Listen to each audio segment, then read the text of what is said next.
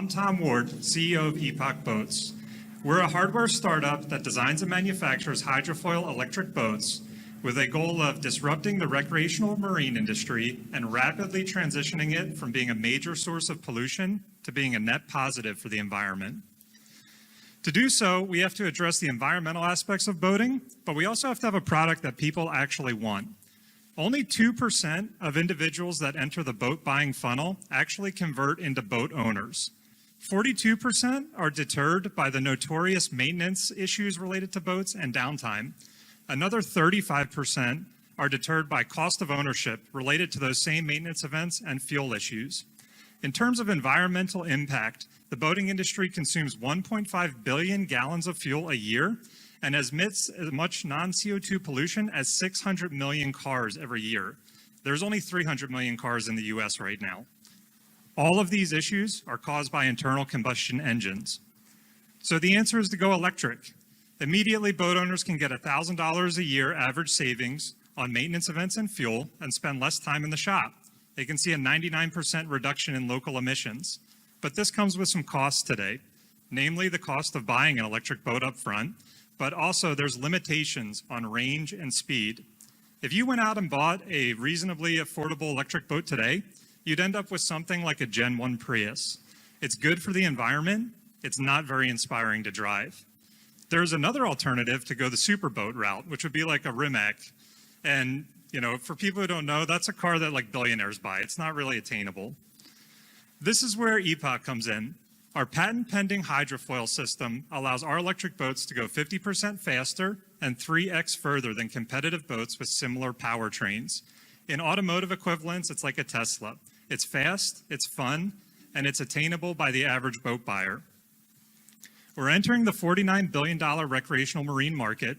It's a mature industry. It's not really expected to grow very much at the top line, but the electric boating niche is a pretty exciting space.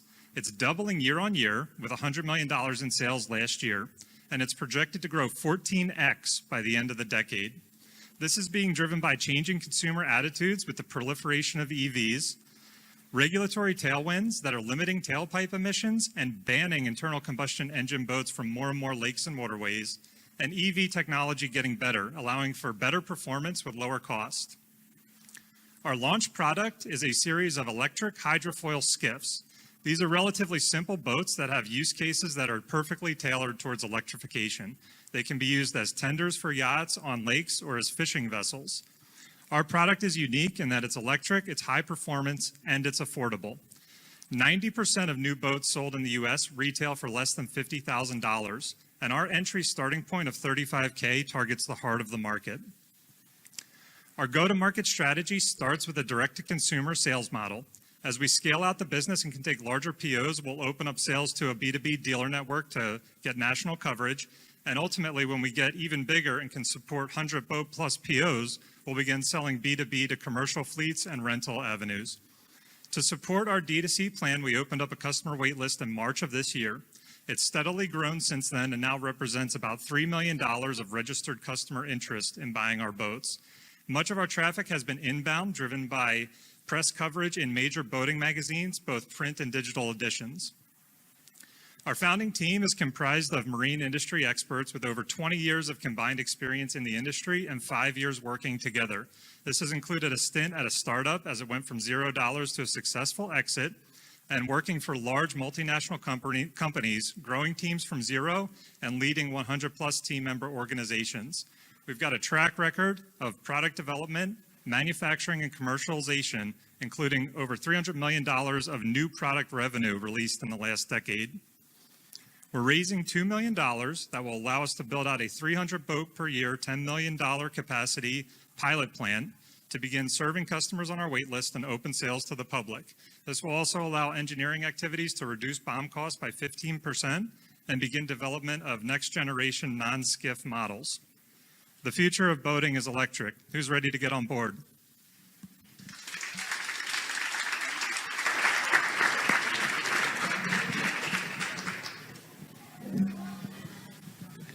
a really nice presentation. So this is very unfamiliar with this space, but really, I'm a boater and all that stuff, so I'm familiar. Can you tell me more about the approach in terms of your solution to create a whole new boat versus the ability to potentially put these electric motors on existing boats?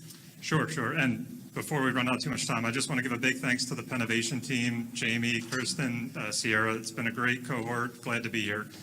So there are actually a number of startups and established manufacturers that are making electric outboard engines and inboard engines right now.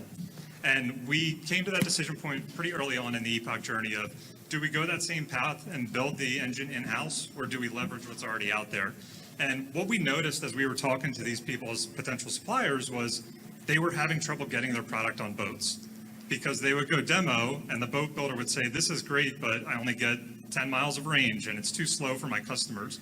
And so we looked at that, we said, the problem isn't making an electric outboard. The problem is making a boat that has the hydrodynamic capacity to make that outboard compelling and useful for people. So that's what we really focused on, is hydrofoils and high efficiency hull design. So as a follow-up to that question, is the hook the hydrofoil, or is the hook the engine? Or are you saying that it really requires a combination of the two in order to be effective?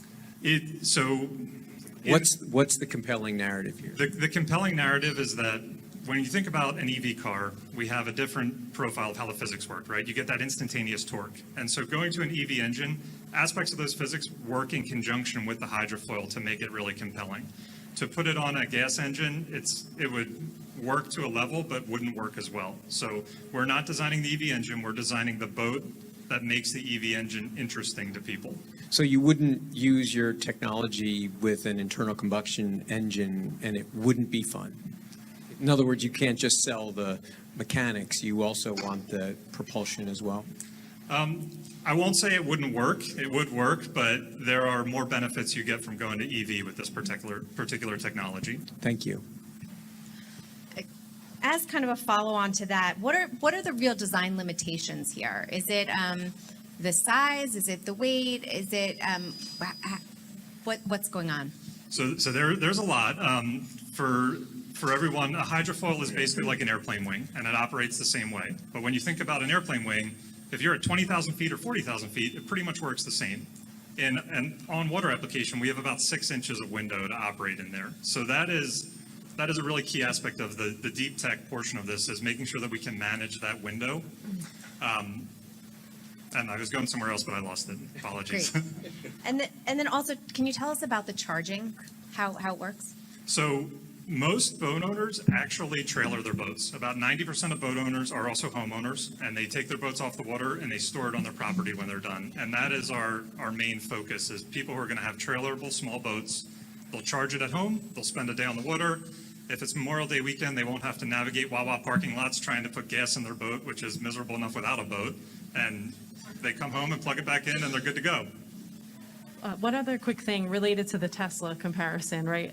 In terms of the electric vehicle, makes a lot of sense, but was curious about, the simplicity of the prototypes that you're demonstrating, and the Tesla having, these nice features and, bells and whistles and user interface and stuff like that. Can you tell us more about your understanding of the features that are going to be required to be included in the boat to allow the customer to be happy with their purchase?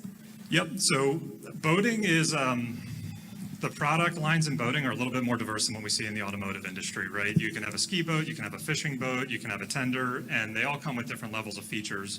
We're purposely targeting a price point and market that we know really well, and we know that the feature set we have today works for that market. But skiffs are just our entry point. So next we're going to go to bass boats, and we're going to go to bay boats and pontoons. And as we scale out, we'll get more sophisticated with the features that we offer, because those customer segments demand it. Whereas the ones we're targeting today, they actually don't want it. They want the boat as lightweight as possible, and they just want to focus on what they're doing and have fun on the water. I have one more question. Is there any IP or barriers to entry? Can anyone kind of create a different boat that will work better for electric? So we do have patents pending, 2 patents related to our hydrofoil system, and then another patent related to our battery system and how that charges and discharges. In our IP search, we found that we had freedom to operate where we wanted to. We selected the key IP that we felt would protect us, And we've got another roadmap of about 15 ideas that we think we can patent, but we need to explore them more before we do that. Thank you.